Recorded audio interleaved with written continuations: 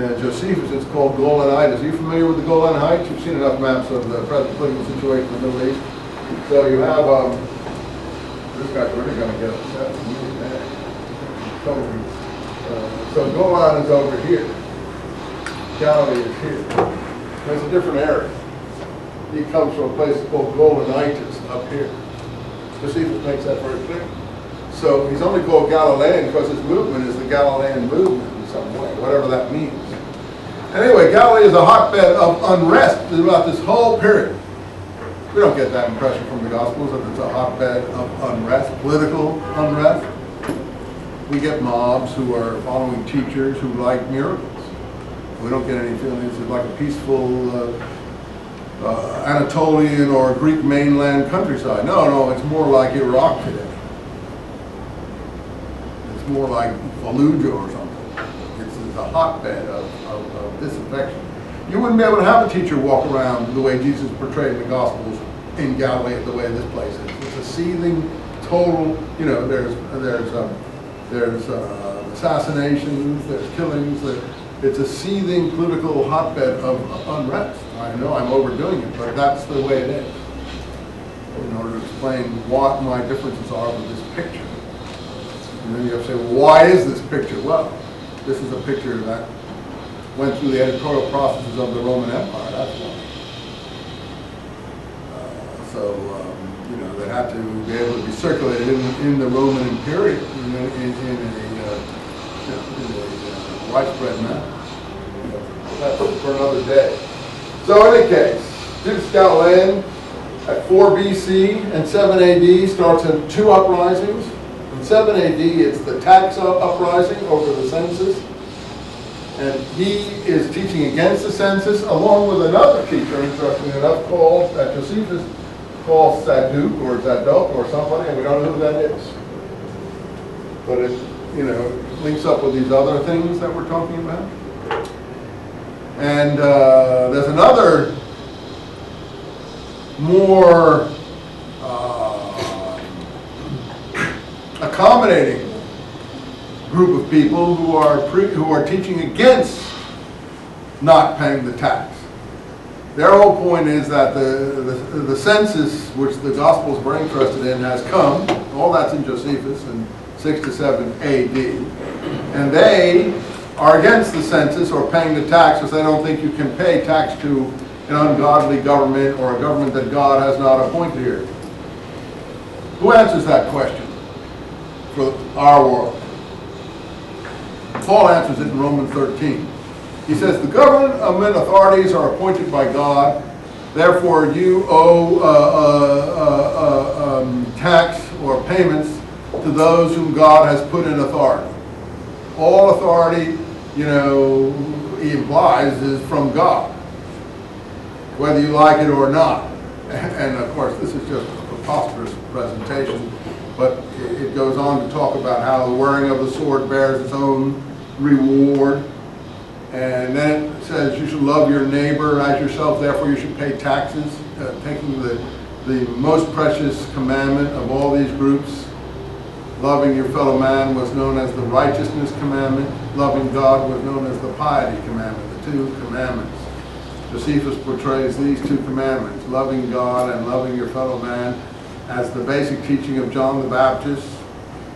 The Gospels portray it as the basic teaching of Jesus. Josephus portrays it as the basic teaching of the Essenes, that we haven't even mentioned here. A third party, that's a wilderness sort of retreat party, whose literature we think we've discovered in the Dead Sea Scrolls. There are questions, of course, but most people, in one way or another, acknowledge the Essenes as the authors of what we call these documents we found in the caves in the wilderness. The Essenes. Josephus describes Essenes in great detail, but they're very much like John the Baptist. They immerse themselves, they are daily bathers, they get up before the sun, but he describes all these things in two contexts. Their duties towards God are their love of God, their piety towards God, and this is bathing, purity, and so on and so forth. Their duty towards their fellow men, loving your neighbor as yourself, is righteousness. So righteousness is all duties surrounding how you relate to your fellow man. And all duties relating to how you relate to God is piety. Now, I think that's very, very rational way of dividing these things up. And there then, Paul, knowing these things, because he's very knowledgeable about the situation in Palestine, says, okay, if you want to practice righteousness towards your fellow man, then you owe taxes. And a lot of people in America who claim to follow, let's say, Christian doctrine wouldn't like the idea that they owe taxes.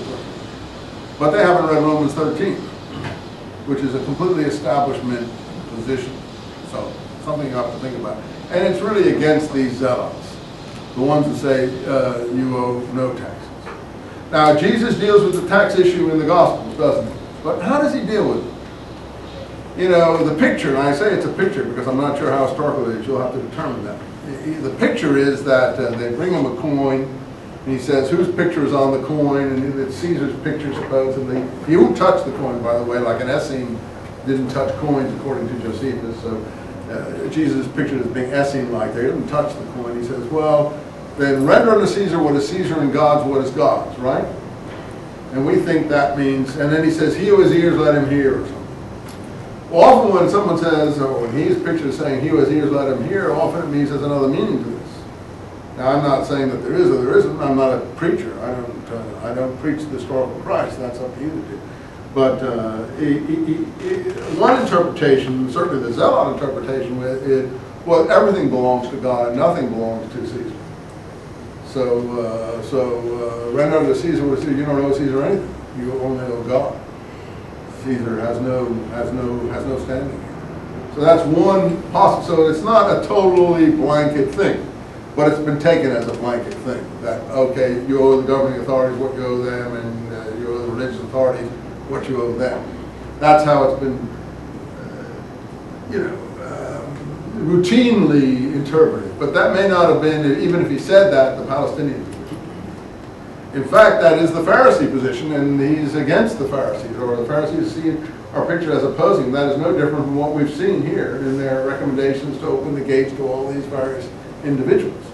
Render unto the governing authorities what you owe them, and unto God what you owe them. You go into a Jewish synagogue today, often, not all of them, but the Reform ones anyway, you'll see an American flag standing next to the altar there. It's dual loyalties. Loyalty to the country and loyalty to whatever's being professed in there. So, that's something that's come down through 2,000 years of Pharisee rabbinic teaching. The Pharisees